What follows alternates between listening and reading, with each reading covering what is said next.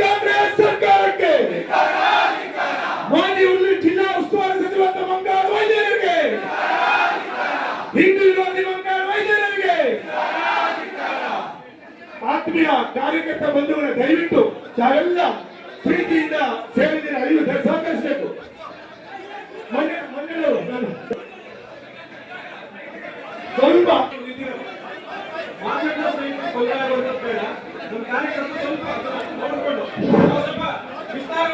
ಎಲ್ಲ ಶಾಂತಯುತವಾಗಿ ಕೂತ್ಕೊಳ್ಬೇಕು. ಇಲ್ಲಿ ಎದುರು ಮುಂದೆ ಯಾರು ನಿಂತಿದ್ದಾರೆ ದಯವಿಟ್ಟು ಅವ್ರು ಕೂತ್ಕೊಳ್ಳಿ.